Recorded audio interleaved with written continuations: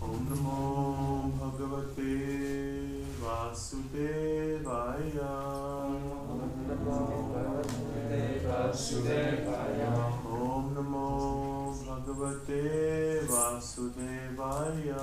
Om Namo Bhagavate Vasudevaya. Om Namo Bhagavate Vasudevaya. Om Namo Bhagavate Vasudevaya. Naram Chaiva Narottamam Devim Saraswatim Vyasam Jayam Mudiraye Nashtaprayeshu Bhadreshu Nityam Bhagavata Sevaya Bhagavati Uttama Shloke Bhaktir Bhavati Naishtaki Hare Krishna. So we're reading from Srimad Bhagavatam, Canto 4, Chapter 23. The chapter is entitled Maharaj Prithu's Going Back Home. Text 29. Maitreya Vacha Stuvati Shvamara Strishu Stuvati Shvamara Strishu Stuvati Shvamara Strishu Pati Lokam Gata Vidhu Yam Va Atma Vidam Dhuryo Vainya Prapachyutashrayah Maitreya Vacha Stuvati Shvamara Strishu Pati Lokam Gata Vidhu vidam duryo Vainya prapachyutashrayah Maitreya uvacha Stuvati shvamarastrishu Pati lokam gatavadhu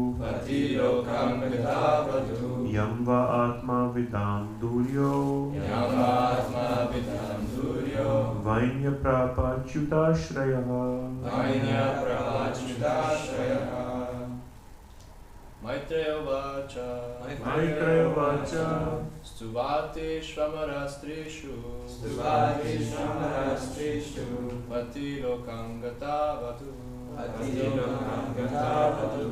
Yang vatma vidam duryo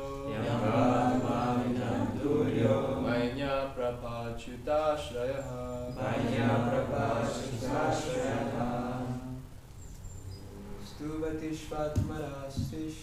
Stuvati shvatmarastrishu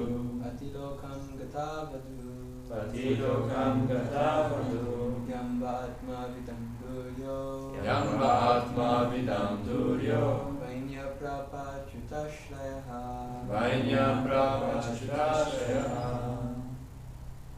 Stuvati shvamarastrishu Maitreya vacha Stuvati shvamarastrishu Pati lokam gatavadu Yam vatma vidam duryo Vainya prapachyutashrayah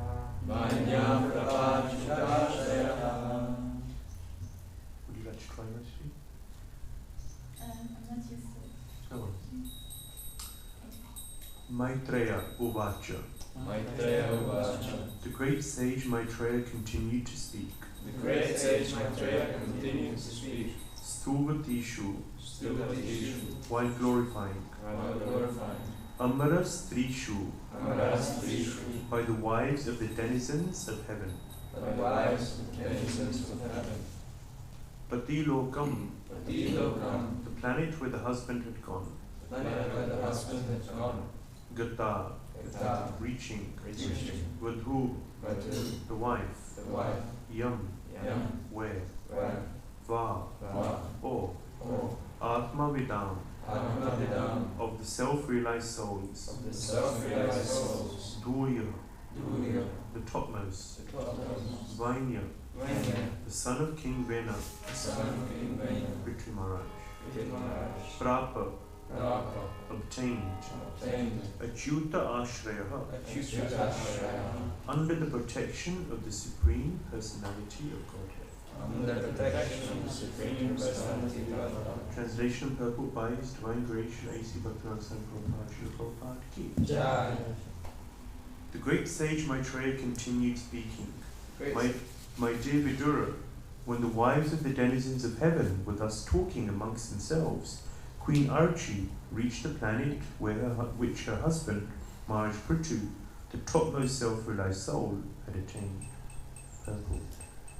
According to Vedic scriptures, a woman who dies with her husband or enters into the fire in which her husband is burning also enters the same planet her husband attains.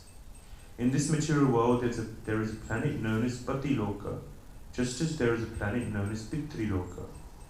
But in this verse, the word Patiloka does not refer to any planet within the material universe. Maharaj Prithu, being topmost among self-realized souls, certainly returned home back to Godhead and attained one of the Vaikuntha planets. Queen Archi also entered Patiloka, but this planet is not in the material universe, for she actually entered the planet which her husband attained. In the material world also, when a woman dies with her husband, she again unites with him in the next birth. Similarly, Maharaj Prithu and King Archi united in the Vaikuntha planets. In the Vaikuntha planets, there are husbands and wives, but there is no question of their giving birth to children or having sex life.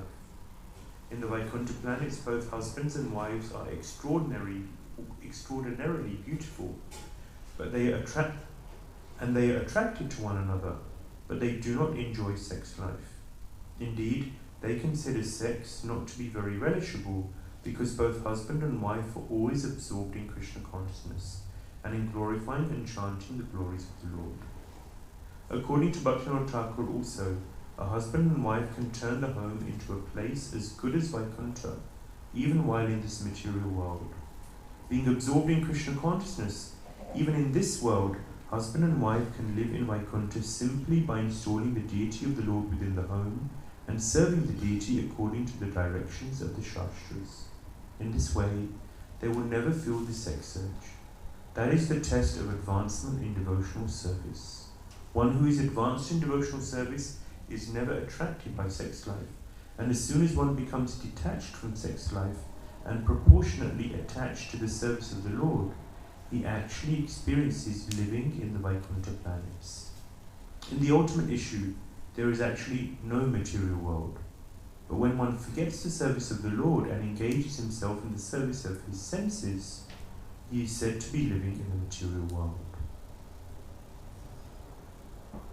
Om Jnanatimirandasya Jnananjana Shalakaya Chakshurunmilitam Yena Tasmai Shri Gurave Namaha Mukam Karoti Vachalam Namam Lakayate Kirim Yatpa Namam Vande Shri Guru Nityananda Jai Shri Krishna Chaitanya Prabhu Nityananda Shri Advaita Gadadhar Shivasati Gaura Bhakta Hare Krishna, Krishna Krishna, Hare Hare, Hare Rama, Rama Rama, Hare Hare. Hare Krishna. So it's a powerful purport, very instructive for Grihastha life. I remember in England there was one senior Grihastha couple, and they told me that in the beginning of their marriage, they'd been married for 30 years when I spoke to them. And they said in the beginning of their marriage they were fighting a lot. Not uncommon. They always disagreed on things. They had different perspectives on things. It came to a point where they were wondering why they got married. Were they blind to their incompatibilities? And of course they were practicing Krishna consciousness. They were both devotees, and very serious devotees, but still this was an issue. Divorce is not unheard of in ISKCON, rather the opposite. The divorce rates in ISKCON are almost as high, and in some places as high as in the external world, in the world outside of ISKCON. And then somehow, at some point, they came across a purport in the Bhagavad Gita from Srila Prabhupada. And in the purport, Prabhupada said that the Grihastha life is centered around Shastra, so they should come together and they should read Shastra together. And so they began to do this. They began to read the Bhagavad Gita daily together, and then the Srimad Bhagavatam and so on. And not just read, but then discuss what they were reading. And they said that this had a huge transformative effect on their relationship. Everything just totally changed, because their conversation became less about what I think and what you think, and how you're wrong and I'm right, and you're saying that I'm wrong and you're right, and then you get into an argument. It became less about me and you, and more about what is Prabhupada saying, what is Krishna saying, what is Shastra saying, what is the absolute truth, and how do we together navigate through life following these instructions. So the whole dynamics of the relationship changed, and they said that Prabhupada saved our marriage. Shastra saved our marriage, Bhagavad Gita saved our marriage. So it's very wonderful to hear that. This is a Krishna-centered life. So we often say, devotees should, a Grihastha couple, they practice Krishna consciousness together and so on, but it has to be practically applied. So, in the beginning, often when a couple is young, then they're looking to enjoy. But I remember reading in, Devin Rita Maharaj has a small book called Bhakti Bhav. Has anyone ever seen this book? It's a nice little book. And I remember reading in there a long time ago, he writes that a mature Grihastha couple become friends in Krishna consciousness. So it's not so much about being husband and wife, they become friends in Krishna consciousness and supporting and nurturing one another in their endeavors, Krishna consciousness. And the two are very much together. They say in Vedic culture, the wife, another word for wife is called Ardhangini. Sometimes the wife is called Ardhangini. Ard means half, and Anga means limb. So she's the other half. In English we say the better half, right? A wife sometimes calls her the other half. A wife calls husband the other half, the husband calls wife the other half. Often the wife is called the better half. So same thing, Vedic culture, Ardhangini. The other half. I think it's in Chaitanya Bhagavat this past time. So Narad Muni was reading about the glories of Mahaprasad. How glorious is Mahaprasad? We live in temples. Not everyone lives in temples. I guess the devotees online aren't living in the temple, but visiting the temple regularly and having access to Mahaprasad on a regular basis. We're very fortunate.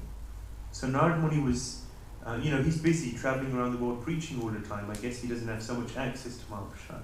And even if he does, even if you get it every day, even if you get Mahaprasad every meal, it's so valuable. So he was reading about the glories of Mahaprasad in Shastra. And he became very desirous to gain Mahaprasad.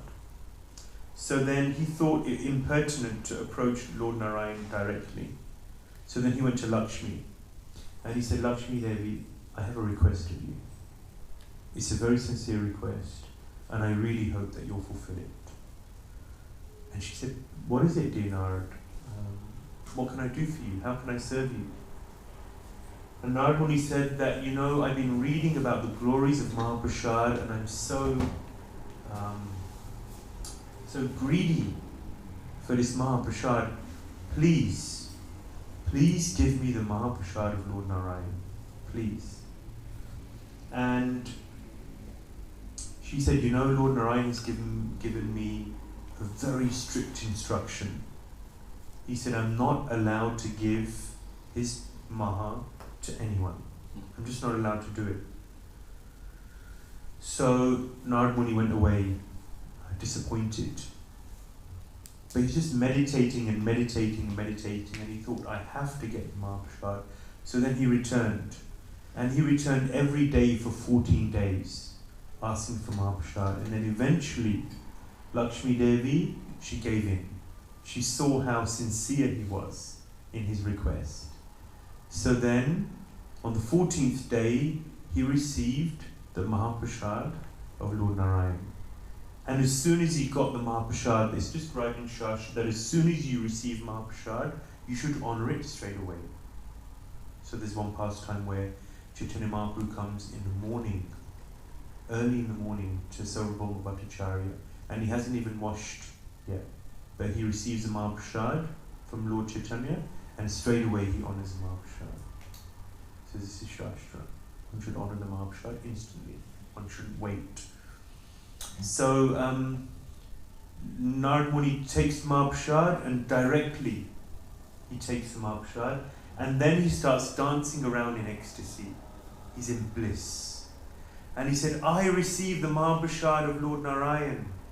I received the Mahaprasad of Lord Narayan, and he's dancing around the universe in ecstasy. So he's in bliss. So then he ends up in Shivaloka. And he talks to his brother. His brother's Lord Shiva. They're both sons of Brahma.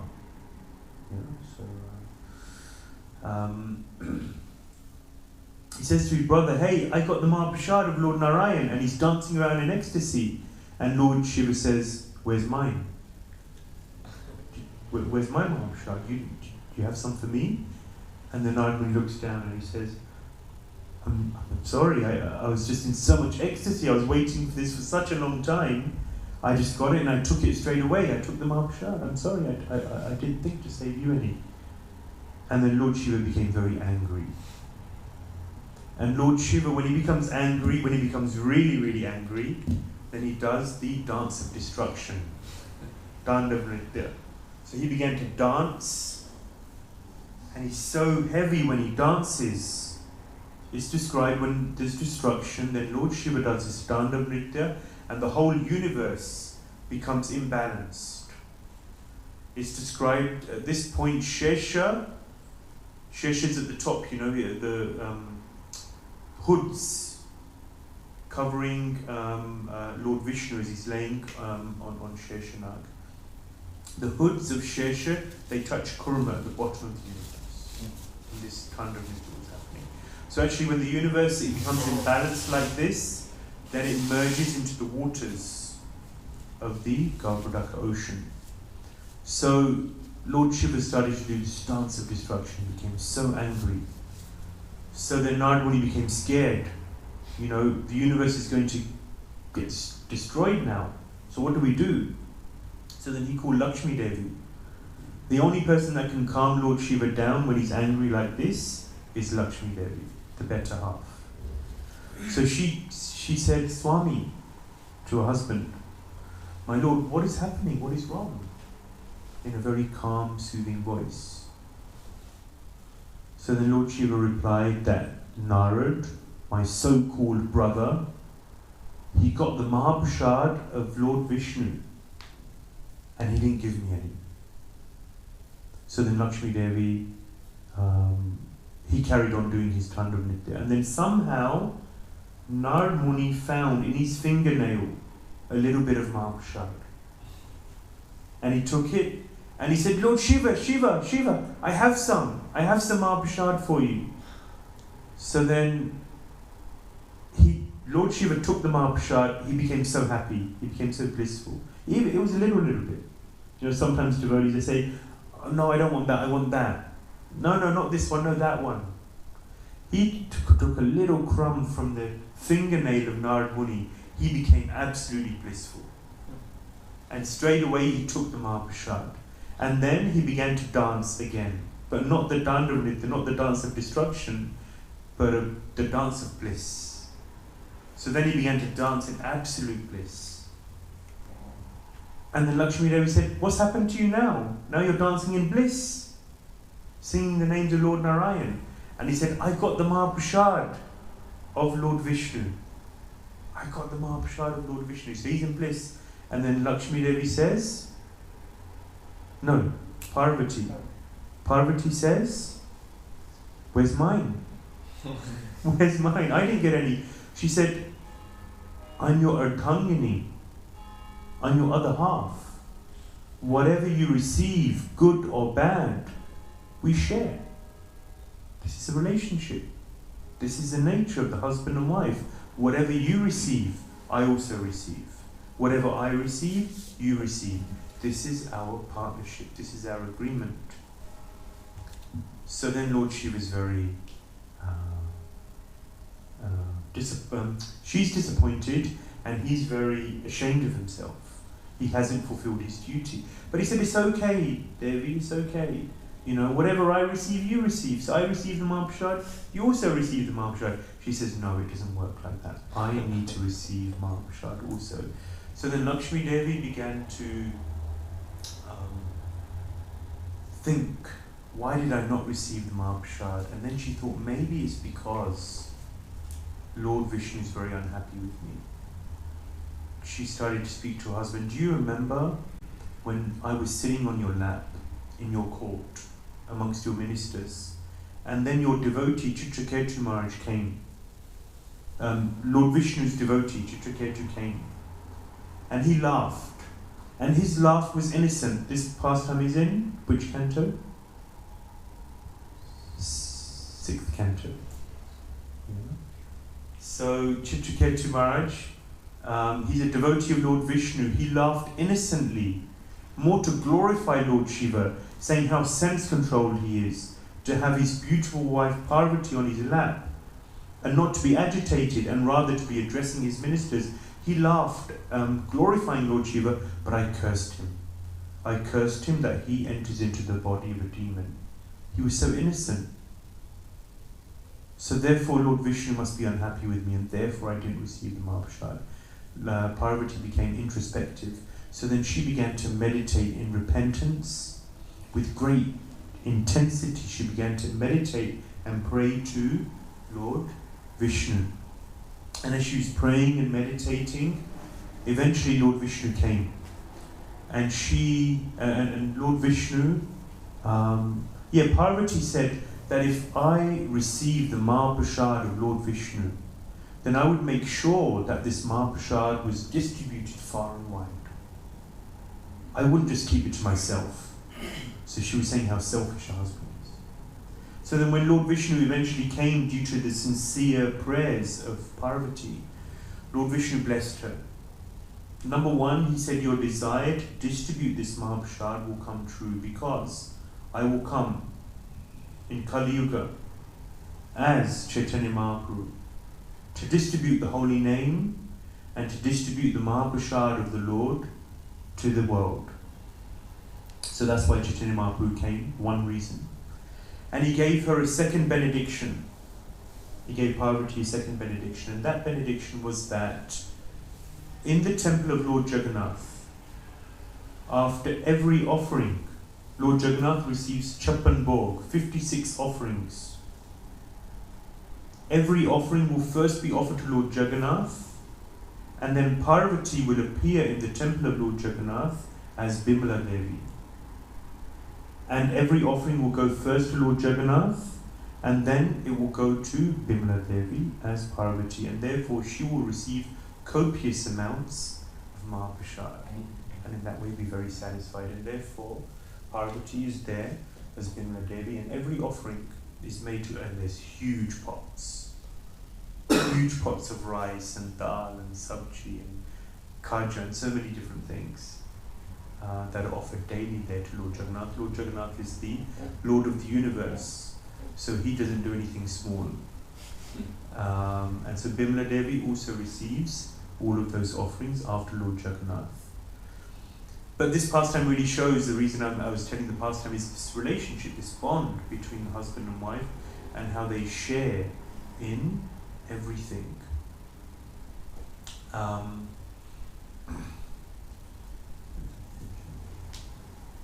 Right, so Bhaktivinoda Thakur describes that what is successful grahastha life. He says in one bhajan, Manasa deho geho, Manasa deho geho, Manasa deha geho, jo kichu more, Tua arpilu koilo nanda kishore. He says, Manasa, my mind, Deha, my body, Geha, my home, Jo kichu more, whatever is mine, Tua arpilu, I dedicate to you, I surrender it to you, Nanda Kishore, O son of Nanda. It's a very nice bhajan. So Bhaktivinoda Thakur is saying that whatever is in my possession, and this applies to grahasthas, it applies to everyone, that whatever is in my possession. So brahmachari has relatively few possessions, but whatever is in my possession, I give to you. And actually this more is in quotation marks, because nothing is actually ours. I remember there was one devotee and he was giving donations. He was a businessman, so he was giving in donations. He considered this his duty. And so he was being glorified. He's saying, you're giving so much. You're giving so much Lakshmi to support the mission of Chaitanya Mahaprabhu. It's very glorious. And he was saying that he wasn't comfortable with the terminology, with this language. Because he said, if you say that I'm giving, then it suggests that it was mine at some point. He said, nothing is mine. Nothing is mine. It comes to me, and then I give it on to Krishna. But nothing was ever mine. I'm no one to give. You give something which belongs to you. I have nothing. We're all beggars at the end of the day. So it's a nice consciousness. So nothing is more, nothing is really mine. But whatever is under my care, I use it in the service of the Lord. So Ambarish Maharaj says in the 9th canto, Save mana Krishna padara vindeyo, Vachamsi Vaikuntha Gunanu Varnane. So he says, Save mana Krishna padara vindeyo, let me absorb my mind in Krishna padara vindeyo, in the lotus feet of Lord Krishna. So, Bhaktivinoda Thakur is saying the same, mana, to absorb the mind in Krishna. And this is really a very important part of Krishna consciousness, controlling the mind, disciplining the mind, focusing the mind. So when we talk about training devotees in Krishna consciousness, one of the most important aspects of that is to train ourselves to chant Hare Krishna with attention. That is a fundamental building block for Krishna consciousness, to really be able to focus the mind, absorb the mind, and hear the holy name. Because if we can't do that, they say Nama Guna Rupa Lila. The name, the form, the qualities, and the pastimes. It is a step-by-step progression. But if you don't have the name, then you can't move forward to Guna. What does it mean to have the name? It means you can hear the holy name without distraction. So Kurma Avatar describes that the first stage is to be able to hear the holy name for 24 seconds. No, 12 seconds. To be able to hear the holy name for 12 seconds. Who can hear the holy name for 12 seconds without the mind going away? Say 2 mantras, maybe 3, and 2 mantras, 12 seconds. Who heard 2 mantras today?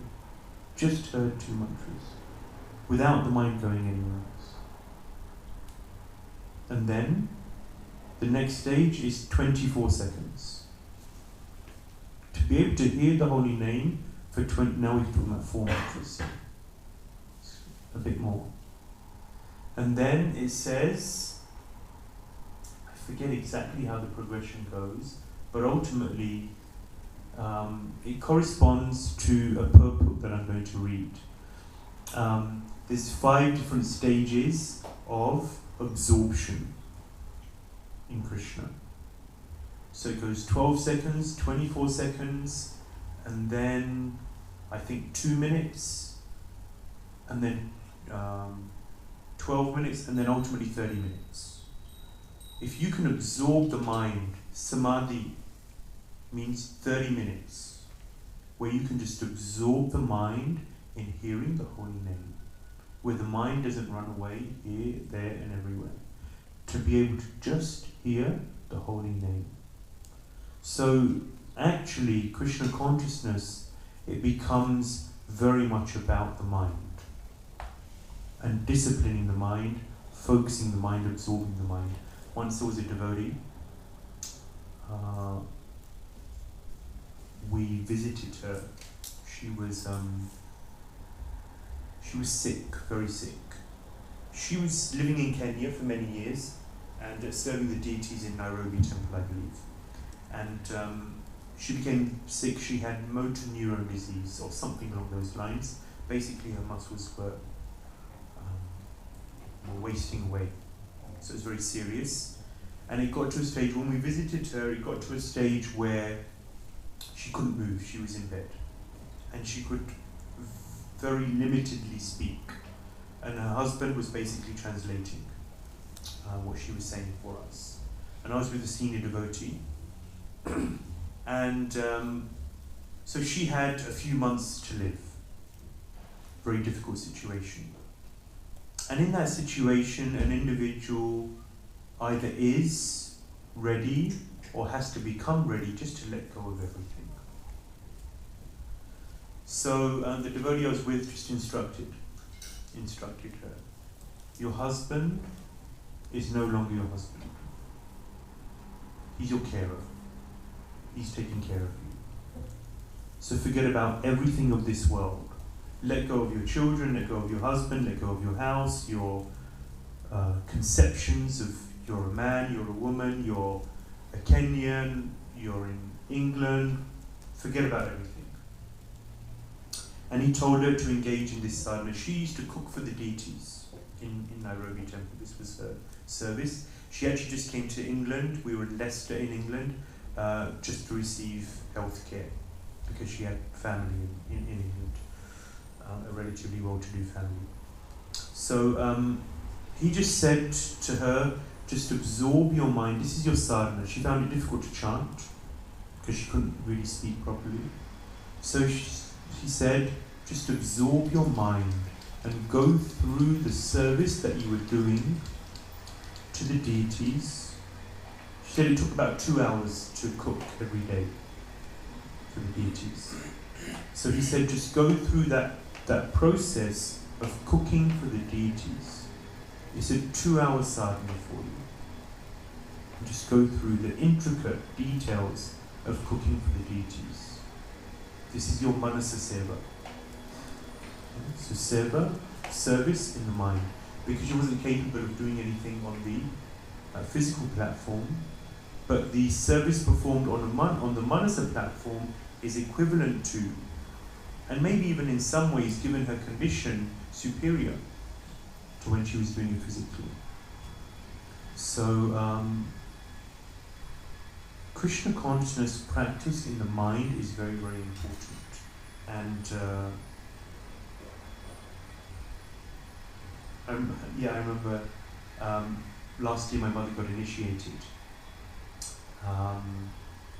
And I went to my spiritual master. She got initiated by Srila Shri Ramaj, my spiritual master. And I went to him, and I can't remember what I said. I think there was some dakshin, and I gave Marge the dakshin on her behalf. And I said, this is from my mother. And he said, she's not your mother. She's now Ujjeshwari Devi. So she's not your mother. So any conception of my is a problem, ultimately, in the ultimate sense. This is my watch. This is my phone. This is my anything. Because ultimately, everything belongs to Krishna. But I just wanted to read, just going back to the point of seva in the mind, devotional service in the mind. So there's a very important verse in the Nectar Instruction, Upadeshamrita, verse 8 of the Nectar Instruction. It says, Tannama Rupa Charitadi Sukirtananu Srityo Kramena Rasana Manasine Yojya Tishtan Vajeta Danuragi Jananugami Kalam Naed Akhilam Vidyupdesha Saram. So what is the Upadesha Saram, the essence of all instructions? Rupa Goswami says the essence of all advice. Shri Shirana Balles Badramai ki, Shri Gaunitai ki. He says the essence of all advice is that one should utilize one's full time, 24 hours a day, in nicely chanting and remembering the Lord's divine name, transcendental form, qualities, and eternal pastimes, thereby gradually engaging one's tongue and mind. In this way, one should reside in Vraja, Goloka Vrindavan Dham, and serve Krishna under the guidance of devotees. One should follow in the footsteps of the Lord's beloved devotees who are deeply attached to his devotional service. So, does this mean everyone should go to Vrindavan? We should all sell up the temple and just all go to Vrindavan. It means that we should be in Vrindavan consciousness. We should all be absorbed in thinking. So this is all about the mind. So this is verse 8. So there's a certain progression of the verses in the Nectar Instruction. You know, it begins with Vacha Vegam, Manasa Krodha Vegam, Jiva Vegam, Udarupashta Vegam. We have to control the urges, we have to control the body. We have to live a regulated life. We have to learn how to interact with devotees. This is a key sadhu bhushana, an ornament of Vaishnava, is his conduct, is his interactions with other devotees. So like that, there's a progression in the verses, and this is the tipping point, if you like. Verse 8 is a tipping point of the Nectar Instruction, where it's really saying, okay, you've been practicing devotional service for some years, maybe a decade or two, and you've been practicing steadily. this is what you have to do. And the reason I'm saying this, because okay, relatively speaking, the devotees here are younger, but this is where we're heading to. And this is what you need to do now in order to prepare for this tipping point. What do you have to do? You have to control the mind. You have to learn to focus the mind, absorb the mind. So this is the purport. And 5 times in this purport, Prabhupada says, train the mind.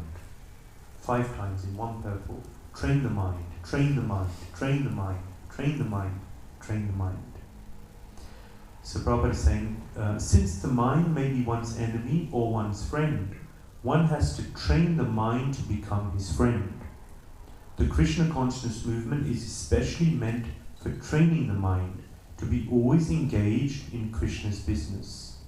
The mind contains hundreds and thousands of impressions, not only of this life, but also of many, many lives of the past. These impressions sometimes come in contact with one another and produce contradictory pictures. In this way, the mind's function can become dangerous for a conditioned soul. Students of psychology are aware of the mind's various psychological changes. In Bhagavad Gita 8.6, it is said, Yam yam vapi smaram bhavam tyajantayanta kalevaram tam tamivaiti kontaya sadata bhava bhavikaha. Whatever state of being one remembers when one quits his body, that state he will attain without fail. At the time of death, the mind and intelligence of a living entity create the subtle form of a certain type of body for the next life. So whatever you think of at the end of this life, that is what you attain in your next life. So they say life is a preparation for death. What will we think of when we die? If the mind suddenly thinks of something not very congenial, one has to take a corresponding birth in the next life. On the other hand, if one can think of Krishna at the time of death, he can be transferred to the spiritual world Goloka Vrindavan. This process of transmigration is very subtle. Therefore, Srila Rupa Goswami advises devotees to train their minds in order that they will be unable to remember anything other than Krishna. Unable to remember anything other than Krishna. Similarly, the tongue should be trained to speak only of Krishna and to taste only Krishna prasad. Srila Rupa Goswami further advises, Tishtan Vraje. One should live in Vrindavan or any part of Brajbhumi. Brajbhumi, or the land of Vrindavan, is supposed to be 84 kroshas in area. 1 krosha equals 2 square miles. So sometimes we hear 168 square miles. Vrindavan, Brajbhumi, is 168 square miles, which is 84 kroshas. When one makes Vrindavan his residence, he should take shelter of an advanced devotee there. In this way, one should always think of Krishna and his pastimes.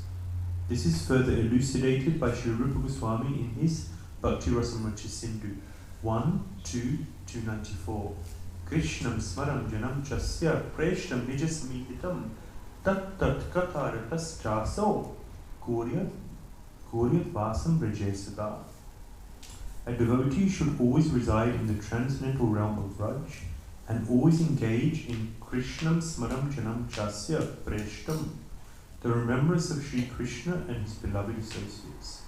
By following the footsteps of such associates and by entering under their eternal guidance, one should acquire an intense desire to serve the Supreme Personality of Godhead.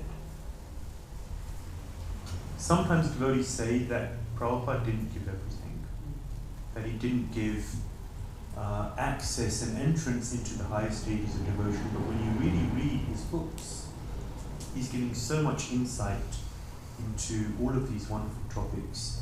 Krishna Prem Rupa Prabhu Ki Jai. I wish you a safe journey to Hare Krishna. The Prabhupada is telling us what is Krishna consciousness about? What is the goal of Krishna consciousness? what should we aspire for and what are we working towards. Just like, when you start grade school, everyone knows what the step-by-step progression is. You spend this many years in grade school, and then you go to college, and then you go to university, and if you do this degree, it's 3 years, if you do this degree, it's 4, and if you're crazy enough to be a doctor, then you do 20. Sorry, doctors are very important, I'm just joking. So everything is set out, everything is there. So Prabhupada is also setting out, our acharyas have also set out what the process of Krishna consciousness is, and what to work towards, what to aspire for. So just because we know that the goal is Goloka Vrindavan, and we mention Krishna and his associates in Vrindavan, people get scared. Sometimes devotees get scared. Oh no, we're not allowed to talk about the gopis. Prabhupada said don't boycott the gopis. It doesn't mean that we're meditating on the Eightfold Daily Pastimes constantly, because we may not be qualified for that. That's fine. What we need to do now is we need to learn to hear the holy name with focus, with attention. We need to think, how many mantras am I actually hearing? How many rounds can I go without my mind wandering away? And become absorbed in the holy name. And then the holy name will reveal the form of Krishna. So this is the process of Krishna consciousness. Controlling the mind is very, very important. So Bhaktivinoda Thakur says, Manasa Deha Geha Jogichuma. My mind. How do I give my mind? How do I dedicate my mind to the Lord? How do I surrender my mind to the Lord? Ambarish Maharaj is saying, Save Mana Krishna Padara Vindayo. What does it mean to absorb the mind in Krishna's lotus feet? As Ambarish Maharaj is saying, it means, of course, when you take darshan, then you start by absorbing yourself in the lotus feet and the legs of the Lord. Prabhupada says in the 3rd canto that this is how to overcome sex life. So in this purport, Prabhupada is saying how the sex impulse is very strong. In the 3rd canto, he says you overcome this by absorbing the mind in the feet and the legs of the Lord, and by chanting the holy names of the Lord. So Krishna consciousness is very much, as one goes deeper, very much a manodharma, a religion of the mind, to really focus and learn to absorb the mind in topics of Krishna. And that means in our lives there has to be some dedicated time. Some time where there's no distractions, there's no one around that's going to distract you, no phone, no meetings, no responsibilities, just to spend time with Krishna. And that means chanting japa for 2 hours a day, and that means reading Prabhupada's books for at least 1 hour a day, minimum. In order for us to become progressively Krishna conscious, and we have to take responsibility for these things. Because ultimately we're all flying our own planes. And the devotees and the temple is here to facilitate these things. But many times devotees don't use their time very wisely. We get caught up in conversations which may not be so Krishna conscious or so fundamentally important for our spiritual lives. We may end up surfing the net, looking at random articles. We need to read Prabhupada's books when we get the time. This is our number 1 priority. Number 1, morning program. Number 2, reading and studying Srila Prabhupada's books. Very, very important. Alongside our service. And I don't think there's anyone in this temple, apart from maybe Damodar Shadpu sometimes, who has an excuse that they have too much service. It's on occasion, Damodar Shadpu. It's so fundamental for our advancement and our development in Krishna consciousness. I'll stop there because we should finish at 8:30. I'm trying to be time disciplined. I always go over time in Budapest. So if there's any comments, questions, corrections, then please. Yes. I just have a question. You mentioned the phone. You spoke about conversations and the phone.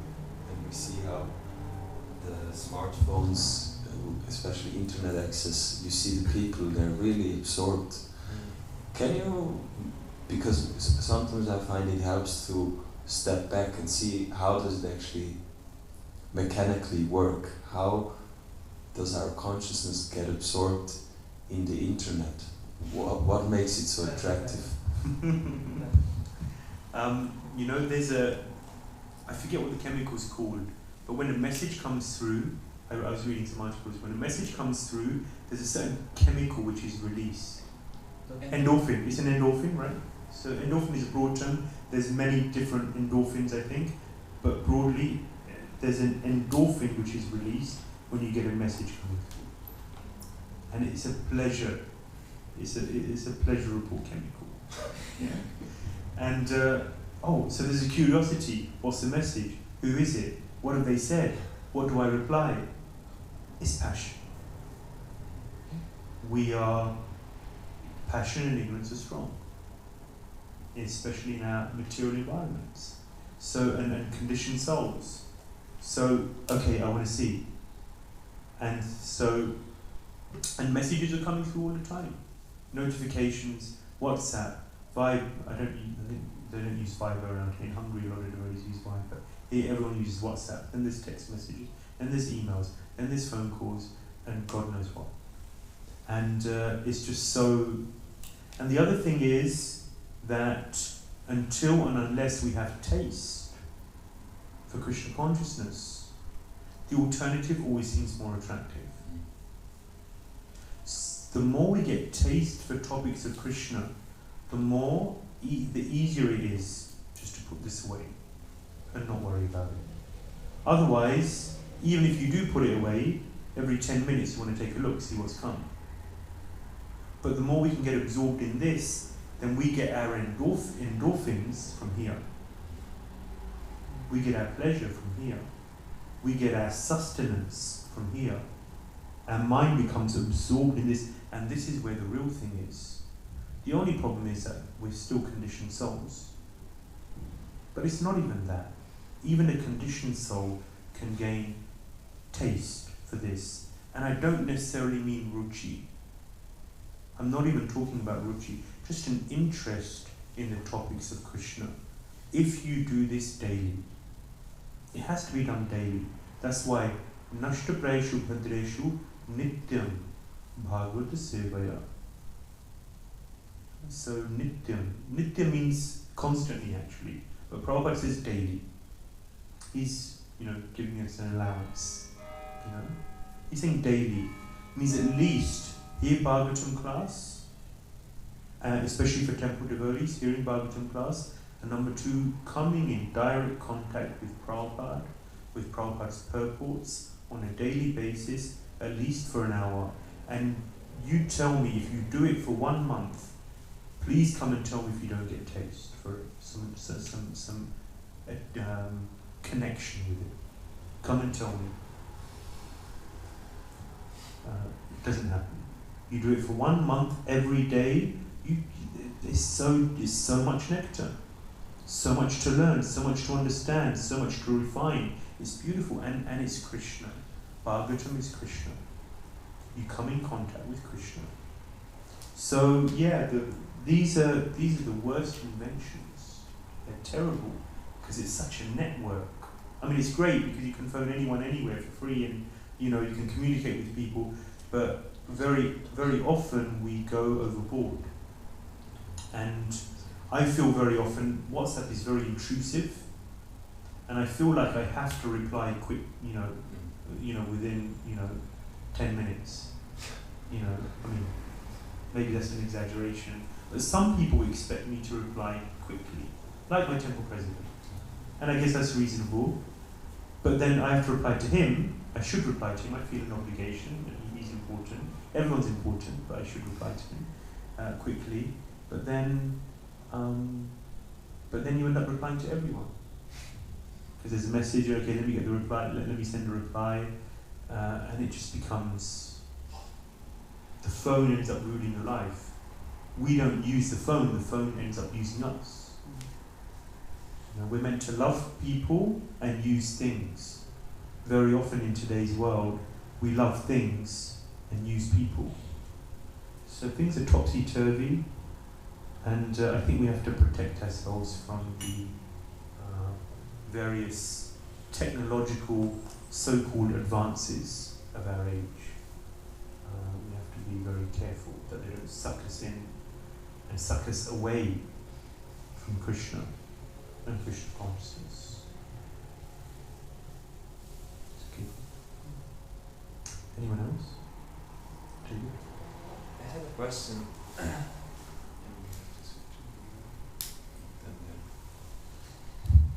I had a question regarding something that Prabhupada says in the end of the paragraph. In the ultimate issue, there is actually no material world, but when one forgets the service of the Lord and engages himself in the service of his senses, he is said to be living in the material world. So, if you can talk a bit about that. Which bit exactly? Like, in the ultimate issue, there is actually no material world. Yeah, good. So, actually, just going back, I mentioned this past time, when Parvati curses Chitraketu in the 6th canto, then what is Chitraketu Maharaj's response? How dare you curse me? Don't you know that I'm a Premi Bhakta? You know, I can't do wrong. I'm perfect. You can't curse me. That's not his response. He just humbly accepts. When Parikshit Maharaj is cursed by this little puffed up Brahmana boy, Shringi, Prabhupada says he could counter curse. He could, when you take the poison away from something, he could just dismiss the curse and not even make it valid. But he doesn't do that. He just accepts it as the will of the Lord. So Chitraketu, in the same way, he just accepted it as the will of the Lord. And in his next life, entered into a demon body, Vitrasura. So then Parvati's confused. Look at his reaction. He's so untouched. He's so unaffected. How come? So then Lord Shiva says, a very nice verse, he says, Narayana parasarve, nakutaschanya vipati, svarga apavarga narkeshu apitulyartha darshinaha. That a devotee, one who is Narayana Parayana, one who is fully sold out to the Lord, fully surrendered to the Lord, fully absorbed in the Lord's name, form, qualities, pastimes, for him, Svarga, heavenly planets, Apavarga, liberation, Narkeshu, the hellish planets, all are equal. Because he can meditate on the Lord, Manodharma. He can absorb himself in the Lord's name, form, qualities, pastimes anywhere. It doesn't matter where you are. You can be in hell. It's okay. Because you can remember Krishna anywhere, everywhere if you're absorbed. So for that person, the external environment, it doesn't matter. He's in the spiritual world, wherever he is. Advaita Acharya says to Chaitanya Mahaprabhu, wherever you are, that is Vrindavan. That is Vrindavan. He has Vrindavan, he's absorbed in Vrindavan wherever he goes, and he manifests